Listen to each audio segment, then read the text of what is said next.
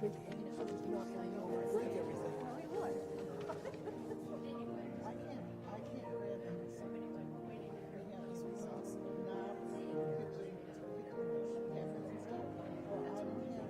I'll let you know more. try to grab it to open the doors and I tell you, you asked for that. If something has to happen, why can't I make a left hand? And you don't have to use that. I felt so helped. You want to do something.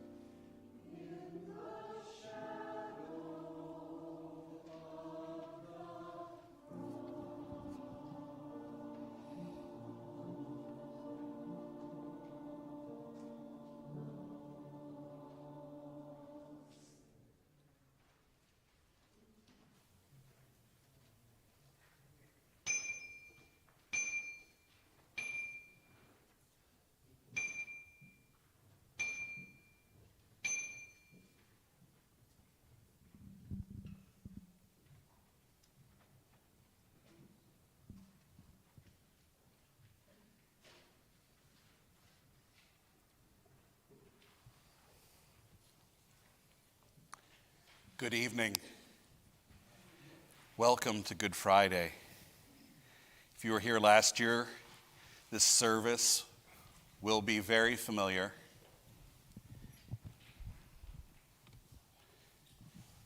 There is one very old tradition that goes back many, many, many years, so many years, no one can remember how far, the tradition of the nails.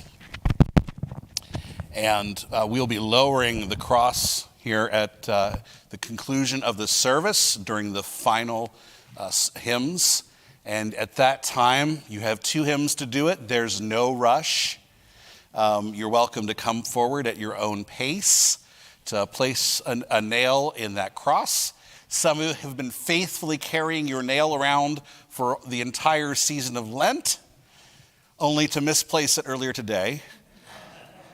Some of you are wondering what I'm talking about, and we have nails either end here on your way up if you need a nail to insert at that point. I don't want to say any more about the nails tradition because I think I can only ruin it by speaking on it. I know it is meaningful to very many of you. 2 new elements this year are the candles you see here. This is part of the tradition I grew up with. And our doing it this year is partly in honor of Karen Grams, who was here with us this last Lent, joined us on Ash Wednesday. And on the way out, she said, "Thank you, Pastor. That reminded me of my childhood so much. Just one question. Where were the candles?" And I said, "Help me remember those next year, and we'll make sure they're there." And although Karen is not with us, we remember her. And many of us have fond memories of the tradition of Tenebrae, the service of darkness, even though it's going to be very bright in here even when we conclude this evening. Finally, this service will be concluding a series that we've been sharing on Wednesday nights during our Holden evening prayer services. And as a part of that, it fits right into the 7 last words of Christ. Actually, the second word of Christ fits perfectly with this. And we have some dramatic readers who you don't need to be able to see. They're up here behind me, but you do not need to see them to follow that exchange. And I have one more little surprise during the service. You'll figure out what it is once things are underway. I will say there will not be a very loud sound at the end of service. I know some of you are going to be very disappointed, and some of you are very, very grateful. Some of you asked that we try to go without the very loud sound at the end of worship. So my surprise during worship is in lieu of that loud sound at the end. Enough from me. We begin with the first word of Christ. The word of forgiveness.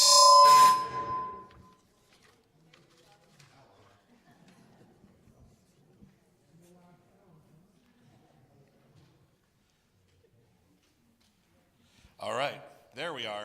We're on.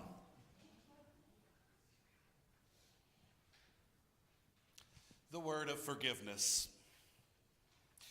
When they came to the place that is called the Skull, they crucified Jesus there with 2 criminals, one on his right and one on his left. Then Jesus said, "Father, forgive them, for they do not know what they are doing." And they cast lots to divide his clothing.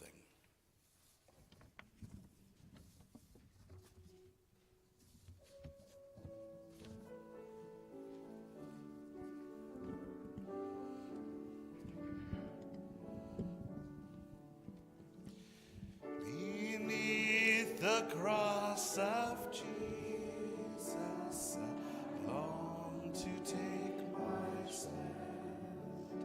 The shadow of a mighty rock within a weary land, a home within a wilderness of rest upon the way.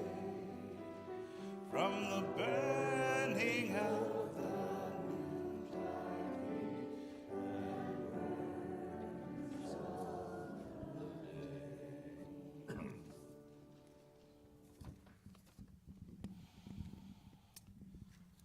Our second word is the word of salvation. One of the criminals who were hanged there kept deriding him and saying, "Are you not the Messiah? Save yourself and us." But the other rebuked him, saying, "Do you not fear God, since you are under the same sentence of condemnation? And we indeed have been condemned justly, for we are getting what we deserve for our deeds. But this man has done nothing wrong." Then he said, "Jesus, remember me when you come into your kingdom." And Jesus replied, Truly, I tell you, today you will be with me in paradise.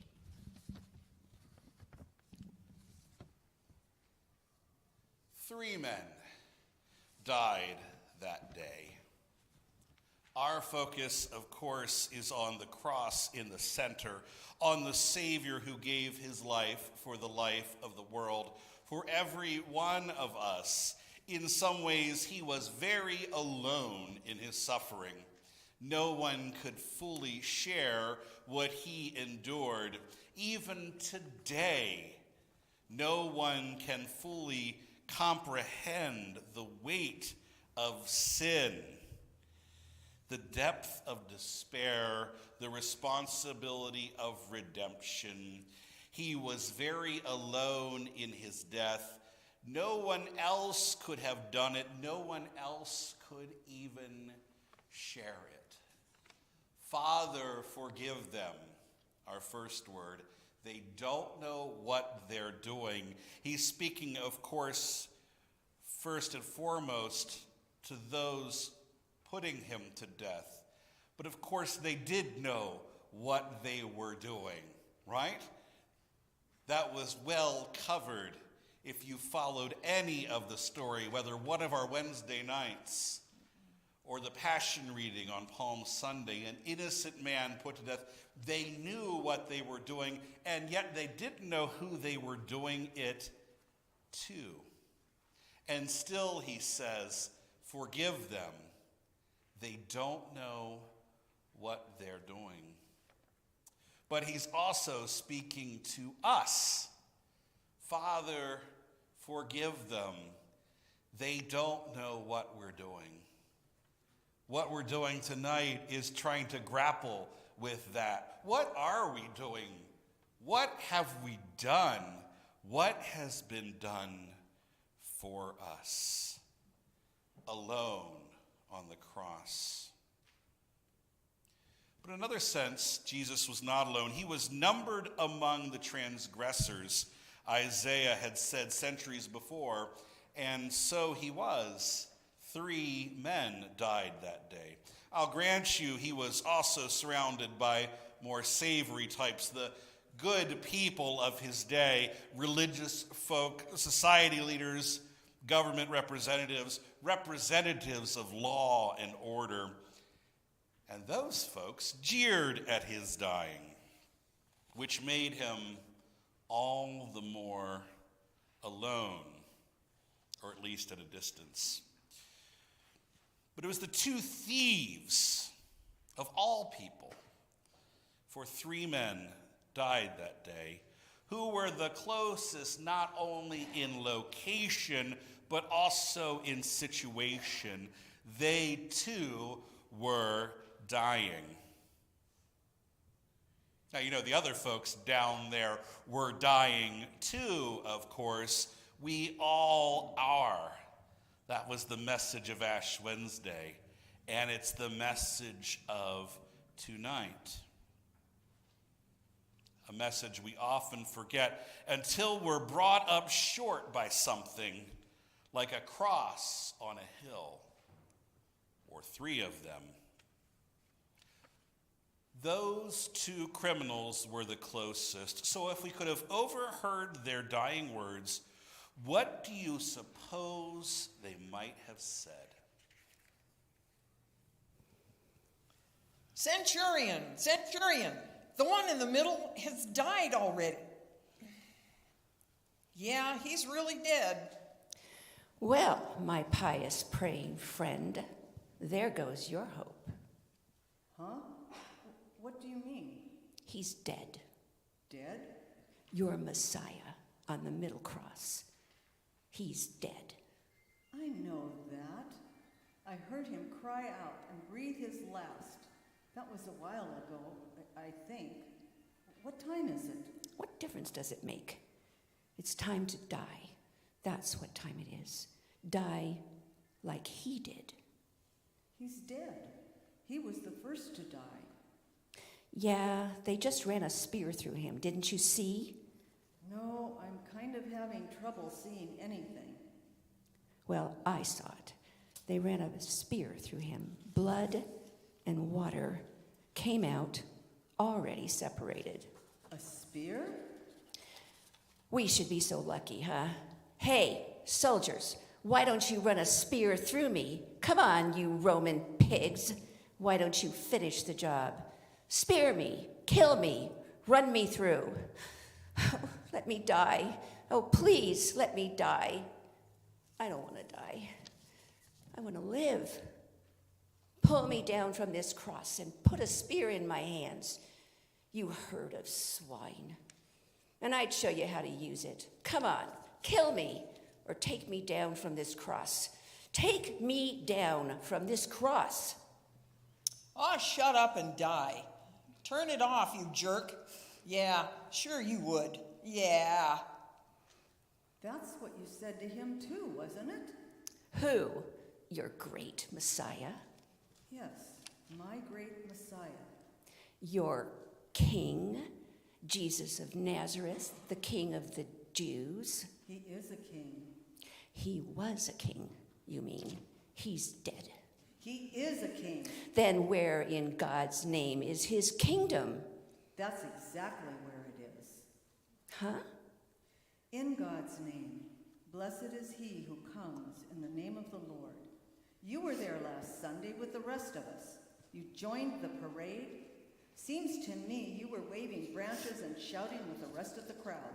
But he was alive then, and so were we. And there was still hope. There still is hope. No, there isn't. He's dead, and we're dying, and for all we tried to change it, the Romans are still in charge. If Israel is ever to be free, we won't live to see it. If Israel is ever free, is that all you think of? What else is there? Paradise. Paradise? Oh, come on. Today you will be with me in paradise. He said that to me. Yeah, I heard him. Fat lot of good that's going to do. Well, I believe him. Well, I don't. What do you believe in then? I believe in me. That's what. I believe in numero uno. But you're spiked to a cross. So is he. But we deserve to be. We're getting exactly what we deserve. But he was innocent. And look what it got him. If you're going to be crucified, you might as well be guilty. Wouldn't it be better to be innocent? Too late for that now. Is it? What do you mean? We were tried and convicted, and now we're being executed. Guilty, innocent, what difference does it make? We're dying. It could make a difference. What difference? Don't you fear God? God? What does God have to do with it? Well, for one thing, you're about to meet him face to face any minute now. Seems to me guilty or innocent should make all the difference in the world. Shut up, will you? I don't have any time for God. Do you have time for anything else? Look, don't try to hang that guilty number on me. Why? Aren't you guilty? No, we were right in what we were doing. Were we? Yes, we were. What is more right than seeking freedom, than overcoming tyranny, than throwing off the bonds of oppression and letting our people be free again? Free for what? What do you mean? What do you intend to use that freedom for? Why, to make the world a better place to live in, of course. For whom? Why, for us, of course, for Israel. But mostly for you, right? Numero uno. So what's wrong with that? What's wrong? What's wrong with murdering people? What's wrong with stealing? What's wrong with anger and slander and hatred? Well, they did it to us. And so we did it to them? Is that what makes it right or wrong? Who does it to whom? Well, but we were oppressed. So we make that right by becoming oppressors. Does that suddenly change the verdict from guilty to innocent? That's the way the system works. That's the way everybody does it. He didn't. Sure. He really was innocent. And look what it got him. Look what guilty got us. So what's the difference?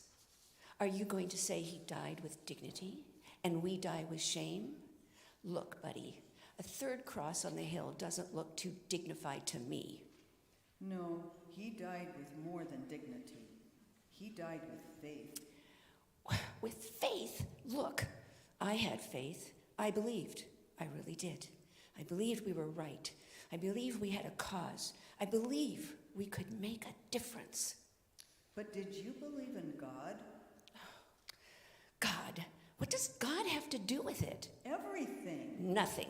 Everything. Well, where is your precious God then? If you're so all-fired sure that he's so terribly involved. Right there, between us. Him? Yes, him. Oh, come on. If he was God, why didn't he get down off the cross and save himself? Why didn't he exercise that almighty power and do something? I believe he did. I'm not exactly sure what or why, but I believe that right here, on this hill, as we hung here and watched, God did something. He died. Yes, that's what he did. He died right here with us. So, what good is that going to do? It's done something for me. Like what? Well, for one thing, it's shown me how wrong I was. It's given me a chance to do something you haven't done, even in the face of death. To confess my wrong, to face up to God and life, my life, and what I've done with it, what I haven't, and to see what he could do with a life, and real life, the kind of life God intended for all of us. It's given me faith that he really is involved and that he cares, even about the likes of me. If he cares so much, why doesn't he save you? He has. What? Today you will be with me in paradise, he said, and I believe him. How can you be so sure? How can you? Look, I'm sure. Are you? I'm sure we were right and they were wrong. But are you sure about God? Are you sure enough to die? Yes. All right, we've got our orders to get this over with. Break their legs. No, I don't want to die. I'm not ready to die. I'm afraid to die. No, don't do it. Save me. Help me. Ah! Lord, remember me when you come in your kingly power.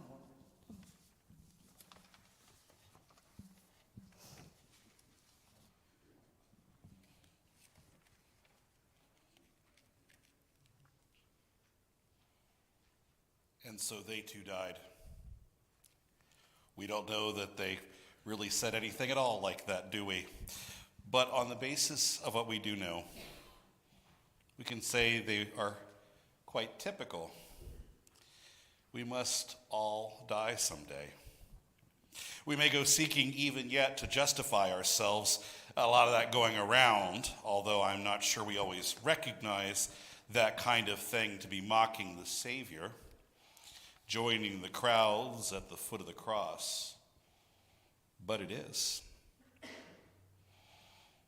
Or we die trusting in the mercy and the promise of Jesus, our Savior, who precisely in his terrible aloneness the aloneness of his agony, which he endured precisely to put us in God's sight, in God's mercy. He chose not to die and to gain the victory of paradise, but to include another in what lay ahead. Maybe even two of them, if they would both have it.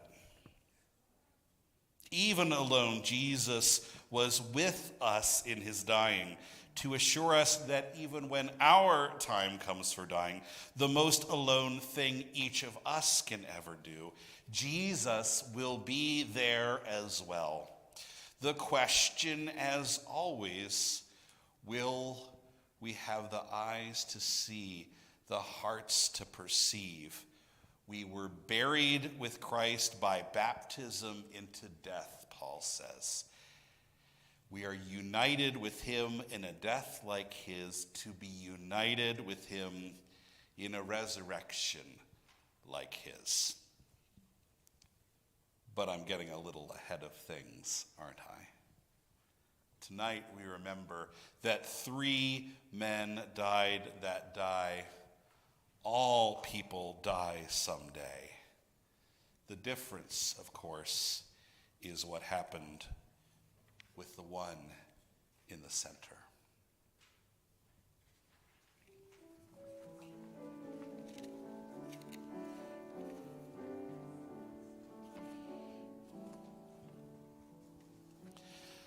Upon the cross of Jesus, my eye at times can see the very dying form of one who suffered there for me. And from my contrite heart with tears to wonders I confess the wonder of his glorious love and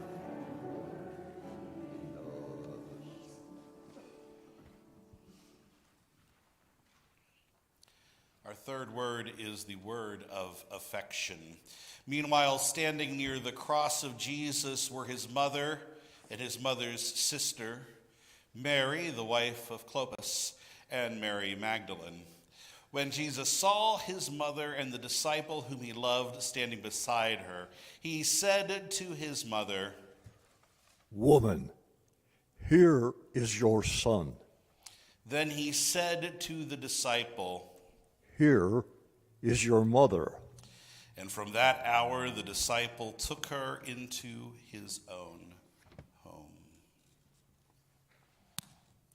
We already had a dialogue on that reading last Wednesday, so I don't want to natter on at length, but I think it's worth pointing out something that didn't come up in that dialogue, which is how strange it might seem Jesus alone dying on a cross, and he looks down at those before him, and he's thinking of others. That's actually not an unusual thing if you've been with someone who is dying. I've had that privilege now too many times, and I know it'll happen more in the future, and I'm not exactly looking forward to it, but one thing I've noticed is often, even before the final moments, sometimes weeks or months, sometimes very prematurely, sometimes someone is a long ways from death, but they are thinking already about afterwards and the folks who they will leave behind in grief and mourning and how they will take care of each other. And one of the greatest gifts those of us who are left after can give to that person is to assure that person that we're going to do our best to take care of each other. That's easier for some families than others. But we have this example here of Mary. Thinking back to Mary, all the way back to the beginning of Luke's gospel. Mary, who's not even named in John's gospel, but comes up 3 times as Jesus' mother. And he doesn't turn mom over to just anyone, but to someone who alone in John's gospel is referred to as the one whom Jesus loved. A lot of ink has been spilled on trying to figure out what that means, or if that's really the person who wrote John's gospel tonight. Who cares? What we notice instead is that Jesus in his final hours is doing what he always did. Lutheran pastor and who was martyred by the Nazis in Germany many decades ago, Dietrich Bonhoeffer, referred to Jesus as the man for others. That is to say, Jesus' concern was never for himself, but always for those he came into contact with. And he gives us that example. He gives us that example we will never fully live up to. And yet he shows us how to care for one another. This one belongs to you. This one now belongs to you. And we hear that from that day forward, they lived as mother and son.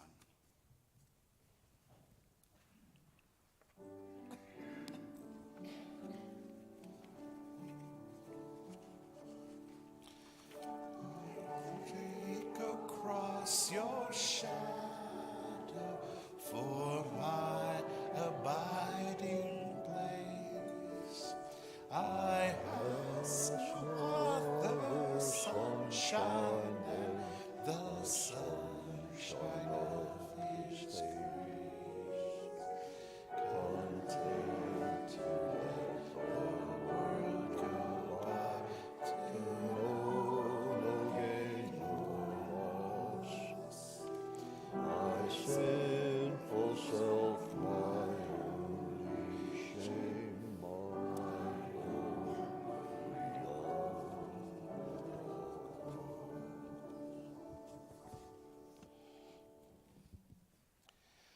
Our fourth word is known as the word of anguish.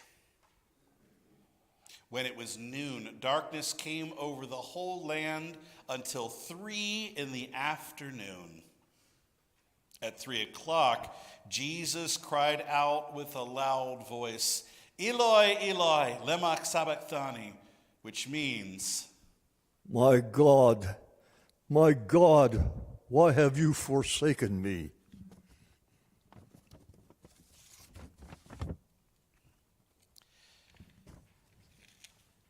It's tradition in many places to end Maundy Thursday, last night, with a reading or sung version of Psalm 22. I offered my version of that last night. And that is, of course, what Jesus is quoting when he says, my God, why have you forsaken me? But far from a pious intonation of a psalm, we can hear the anguish. He's been up there for at least 3 hours, according to Mark's gospel, in the middle of the day. Maybe a day like this one, probably a bit warmer. Darkness covered the whole land. Folks, there had to know something was different about that day. But in that moment, the man for others, Jesus, calls out to God the Father and finally asks, why? He knows why. Of anyone, he knows why. But it's also not just a rhetorical question. It's not just an intonation of a psalm.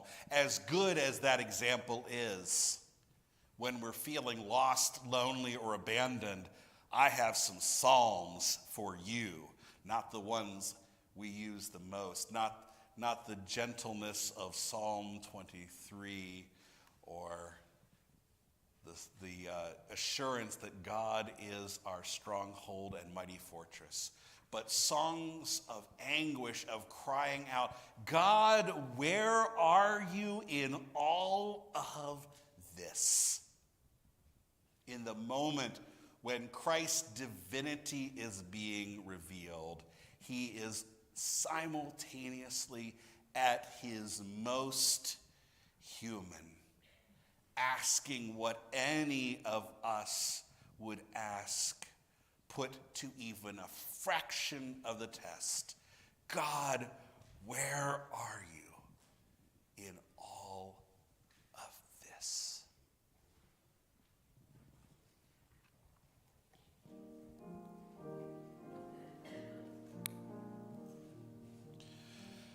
Go to dark Gethsemane, all who feel the tempter's power, your Redeemer's conflict see, watch with him one bitter hour, turn not from his griefs away, learn from Jesus Christ to pray.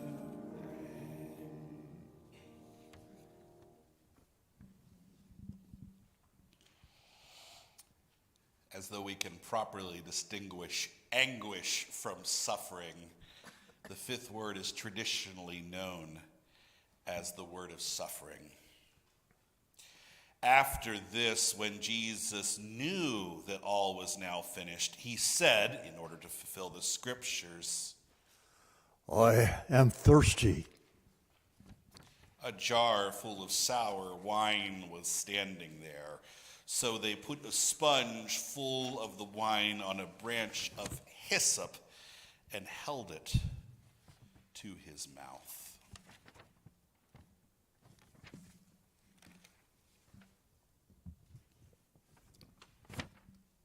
Not an act of mercy. One last act of scorn and mockery from those gathered. You don't want to know what those sponges were used for, so I'm not going to tell you. It's actually really well attested where that sponge had probably come from and why there would even be a jar of sour wine sitting around. But nothing about that could be pleasant in any way. Think of the worst corked bottle of wine you've ever been exposed to. This doesn't even begin to care. We're talking something much closer to vinegar, something both bitter and astringent, not a mercy. The one who is in the business of revealing God's mercy to all had no mercy spared for him. And he knew where this was going. We're foreshadowed the next word. He knows it won't be long now. There is no mercy for him, even as there is nothing but mercy for us.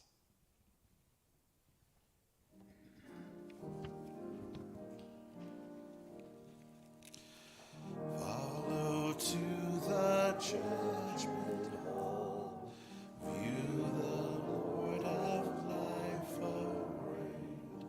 Oh, the wormwood and the gall, oh, the pangs his soul sustain. So not suffering, shame, or loss.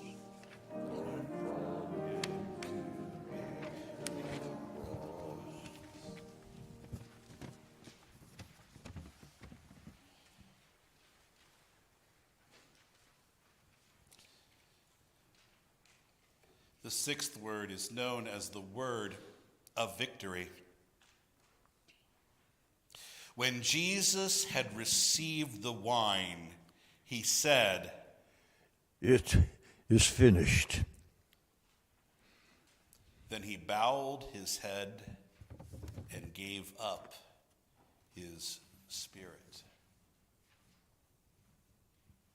It's odd, isn't it, to call that the word of victory?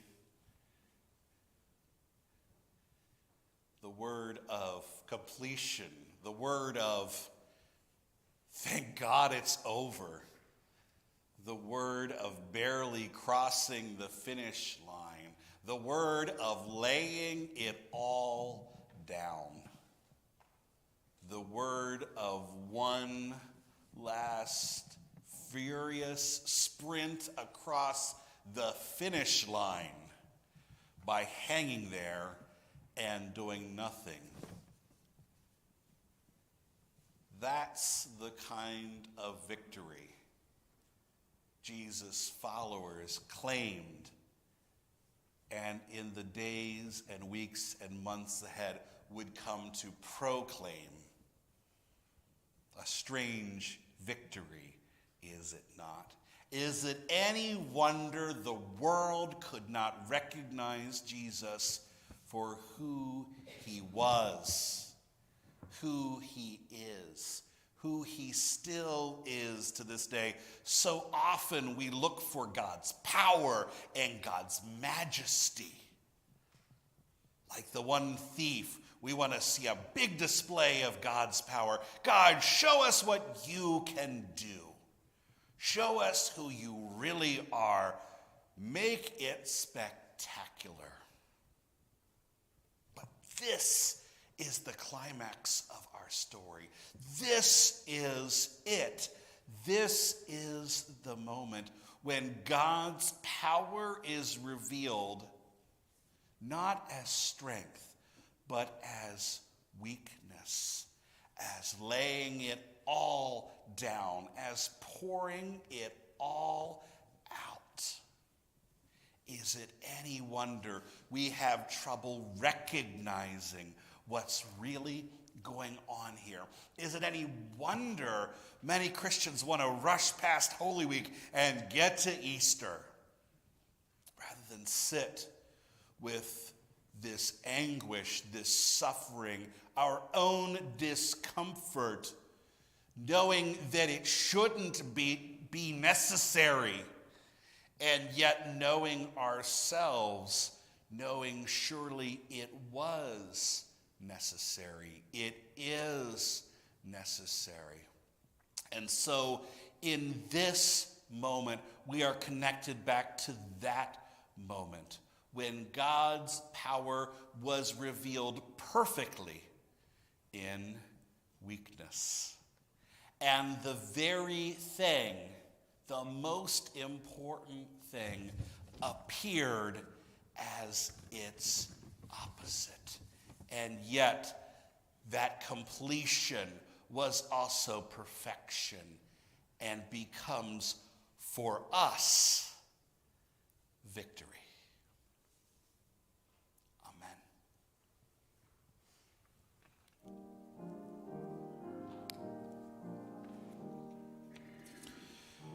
Calvary's mournful mountain climb, there adoring at his feet, mark that miracle of time, God's own sacrifice complete. It is finished, hear him cry. Learn from Jesus Christ to die.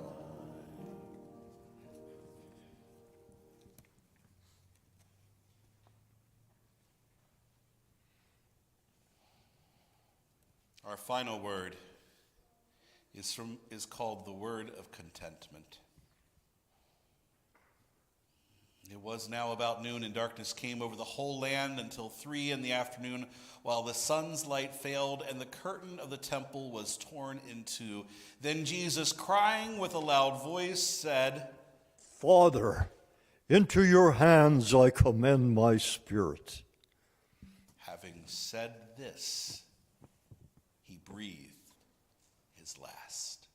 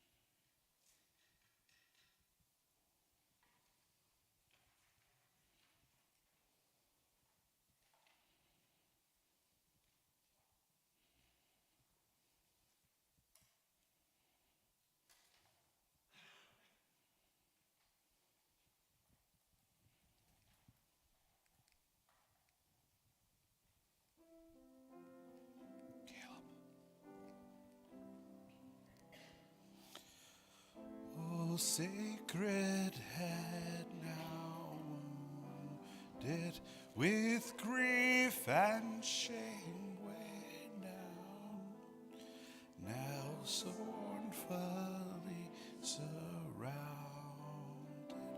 with thorns thine only crown. O sacred head now wounded,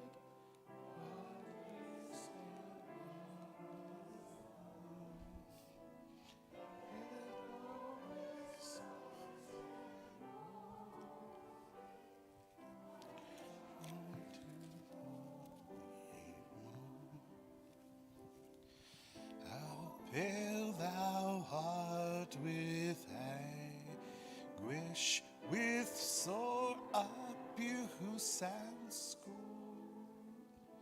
How does thy face now languish, which once was bright as morn?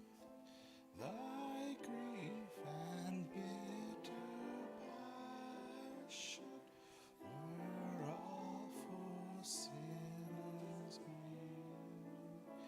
My mind was the transgression, but thine the deadly pain. What language shall I borrow to thank thee, dearest friend, for this thine hands